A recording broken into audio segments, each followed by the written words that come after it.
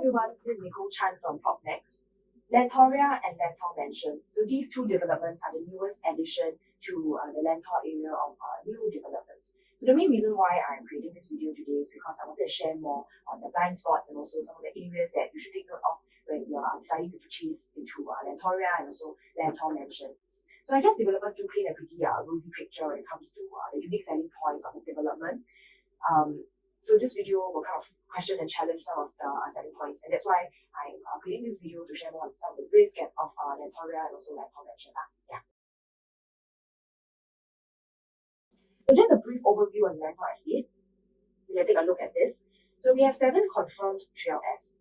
So firstly, we have Lentor Modern, then we have Lentor Hills Residences. We have that Hillock Green was launched. So currently we have Lentoria and also Lentor Mansion. So Lentoria's preview date is 17th of February, and for Lentor Mansion, it's 2 weeks later on the 1st of March. We also have Lentor Central and also Lentor Gardens. So Lentor Gardens is currently still on the reserve list. On top of the 7 confirmed GLS, we also have 4 more future residential lands here, and also here. Yeah, so this is your MRT, your Lentor MRT, located at Lentor Modern, because it is a mixed development. Some people say that Lentoria and Lentor Mansion are far away from the MRT. So personally, I don't see it as a concern because it's like 5 minutes walk away from the MRT, and also there's sheltered walkway from Lentoria to the MRT and also Lentor Mansion to the MRT. So personally, I don't see it as an issue around this area. Another thing worthy to note is the developer around the Lentor area. So it's monopolized by GuocoLand and also Hong Leong. Except for Hillock Green. So Hillock Green's developer is soil built, 4C and UEG Alpha. Yeah. So taking a step back to think about why GuocoLand and Hong Leong are both investing into this area, we can take a look at the transformation. So the government is really putting and investing a lot of resources into the Lentor transformation. So you can take a look here and here. So these are the residential lands for future development. We also have 2 more GLS lands here at the Springleaf MRT. So the government is looking to develop the Lentor area through kind of envisioning a residential environment together, integrated with parks and nature around this area. Yeah. So GuocoLand has such a strong track record with Edgeprop saying that they are the master developer in the Lentor Hills estate, and also DBS saying that they are the king of Lentor. So GuocoLand has such a good foresight in this area with such a strong track record as a developer. So some people might think, that there won't be any risk buying into these 2 developments, Lentoria and Lentor Mansion. But is it true? So, like I shared earlier, 5 of the 6 lands are monopolized by GuocoLand and Hong Leong. But can GuocoLand and Hong Leong remain as a monopoly? So GuocoLand did get to enjoy a first mover advantage in Lentor, but they may now have to continue to bid for future state land tenders to kind of defend their exposure. Because there could be a risk that other developers manage to bid for the land at prices way below what GuocoLand paid for, and then they can undercut GuocoLand's selling prices. So if you were to think about it, how does it affect you as a current buyer if, say, you were to purchase into Lentoria, Lentor Mansion, or the other 3 launched projects, right? So this could mean that your future buyers could enter at a lower entry prices compared to you. So, considering that there's such a large supply in the Lentor area after the TOP, current buyers who purchase into Lentoria, Lentor Mansion, these current buyers may suffer when you are selling your units in the future in the resale market. Yeah, so there's something that you can think about. Okay, so now let's deep dive into the risk of both Lentoria and Lentor Mansion. So one thing that people say, which is good about Lentoria and Lentor Mansion, is that it's 1 km away from St. Nicholas School. So this is the cutoff. So anything within that is 1 km away from St. Nicholas School. And then for this cutoff, it's for Anderson Primary School. So buildings within this radius is within 1 km of Anderson Primary School. And even in the website of Lentor Mansion and Lentoria, they highlighted, that schools is something that is like one of their unique selling point. So is it that important to be within 1 km of a school? Because some buyers may think that, because I'm buying into the 1 km of St. Nicholas School or 1 km of Anderson Primary School, this kind of mean that this development will yield a higher resale value compared to your other counterparts that are not within this 1 km radius. Does it really matter? So I'd like to draw your attention to Leiden residents, which is a similar case study, because for Leiden residents, some of the units are actually 1 km away from Nanyang Primary School, while some of the units are not within 1 km of Nanyang Primary School. So you can see over here, so the buildings over here are within 1 km of Nanyang Primary School, and the buildings over here are not within 1 km of primary school, and these buildings are stacks 2, 4, and 6. So if we were to test this hypothesis, right, if it's true that within 1 km the resale value is higher, it should show in their transaction data, right? But then from what we can analyze over here, it's not true. Here are the recent transactions for Leiden residents. Now let's deep dive into the highlighted units over here. So like I shared earlier, if you can recall, I mentioned that 2, 4, and 6 are not within 1 km of Nanyang Primary, while any other stacks that are not 2, 4, and 6, they are within 1 km of Nanyang Primary. So the reason why I'm choosing these 3 units as a basis of comparison is because they are all 3-bedroom units. And in terms of the size of the unit, they are all around 2.1k square feet. In terms of the holding period, it is also around 3 years to 4 years. So it's a pretty good comparison, basis of comparison. Okay, so like I shared earlier, if the resale buyers actually factor in distance of unit from Nanyang Primary School into the purchase, then why is it that this unit is performing better than this unit? Because this unit is actually not within 1 km of Nanyang Primary, but these 2 units are within 1 km of Nanyang Primary. So drawing back to our example of Lentoria and also Lentor Mansion, the fact that these units are within 1 km of St. Nicholas and also Anderson Primary School, resale buyers will actually don't factor the distance of these primary schools into their decision making.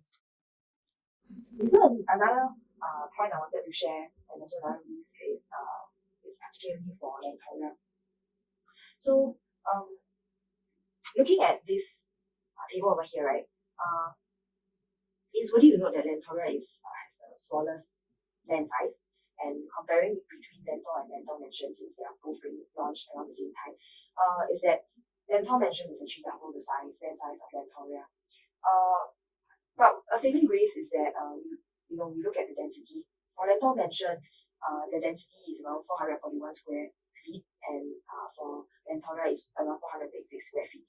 While comparing with the other launched Lentor developments, it's slightly more dense. For Lentor Modern, Lentor Hills, and Hillock Green, it's around 307 square feet per unit. Yeah, when we were to divide the land size by the number of units and the area. So one thing to note is that Lentor, we are in such a small development, can it actually perform? So my take is that when I was looking at this and comparing between Lentor and Lentor Mansion, given that the density is around the same, although it's quite spacious and everything, it reminded me of Rivergate and also Starlight Suites. So Starlight Suites is a smaller development, while Rivergate, although being an older development, it's performing better and it's bigger. So this is where Starlight Suites is, and this is Rivergate along the Singapore River. So Rivergate has been appreciating, but Starlight Suites has been depreciating over the years. If we were to look at 2010 all the way to 2023. So you see in 2010, Rivergate's prices were 1.8k, and then Starlight Suites prices were actually higher at 2060. However, you can see that gradually over the years, right, Rivergate increased to 2.8k, but for Starlight Suites, the prices actually declined over the years and then remain quite stagnant at 2.1k. Yeah, so why is it that Starlight Suites is a newer development, but prices actually remain pretty stagnant compared to Rivergate, which is an older development, right? So one thing worthy to note is that Rivergate is twice the size of Starlight Suites, and this is where I draw the comparison to Lentoria and Lentor Mansion, because Starlight Suites is Rivergate is double the size of Starlight Suites, and likewise for Lentor Mansion and Lentoria, Lentor Mansion being double the land size of Lentoria. And also in terms of the number of units, Lentor Mansion has 583 units, quite comparable to Rivergate. Lentoria has a bit more units compared to Starlight Suites at 267 units at Lentoria. Yeah, but I would say that this is quite a fair comparison, comparing the land land size and also number of units between the two developments. So one thing about having a bigger land size is that you can allow for more and better facilities. So in the case of Rivergate, they have tennis court, basketball court, they have the swimming pool over here. They also have barbecue pits and also a gym, golf simulator. Yeah, so having a bigger land size is quite beneficial for the residents because they are able to enjoy all the facilities over here. So now let's take a look at Starlight Suites to consider what might be the reason of why Starlight Suites might be performing less well compared to Rivergate. So looking at Starlight Suites, it's rather small development, with small land size, and that's why they can't have so many facilities. So but then they still have a gym, they have a pool, and also a barbecue pit. So I guess when it comes to resale buyers, when they're looking to purchase a property around the area, the Singapore River area, they consider the numerous facilities and also the open space at Rivergate, which makes Rivergate more ideal, more appealing option compared to Starlight Suites in the resale market. Yeah. So and also another thing we need to note is that bigger developments, they can benefit more from more transactions, and they are less likely to be affected by the normal lease like fire sale. So in the case of Rivergate, they had 180 transactions, which is 2.5 times more than Starlight Suites transactions, and only 72 transactions. Yeah, so it's something that bigger developments get to enjoy. So drawing the comparison to Lentor Mansion, because Lentor Mansion has a bigger land size, we naturally can have more facilities. So likewise, they have tennis court over here, they have 15-meter swimming pool, and they have another leisure pool over here. The units and towers are also quite evenly spaced out over here.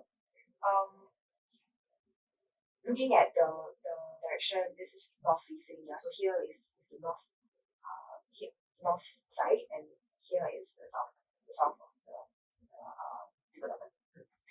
Okay, so moving on, this is Lentoria. Lentoria being a smaller development, they still have a 50-meter swimming pool over here. Then they also have barbecue pits. They have 2 barbecue pits here and also here. And also one thing that kind of caught my attention was the maze. I just thought that it was quite a unique feature to have a maze, but I'm just not sure about the practicality of having another maze when you're literally surrounded by so much nature. So do you need to get lost in Mother Nature again, by having a maze over here? Not sure yeah. So by drawing the comparison between Lentoria and also Starlight Suites and Rivergate to Lentor Mansion, I would say that history doesn't repeat itself, but it often rhymes. Yeah, so Lentoria being a smaller development might suffer among this Lentor area when there are so many bigger developments around. It will affect the resale value. Another thing that I would like to share is regarding the bidding price for the developments around the Lentor area. So it's worthy to note that for Lentor Mansion was bidded at 985, which is pretty low, and Lentoria at 1,130.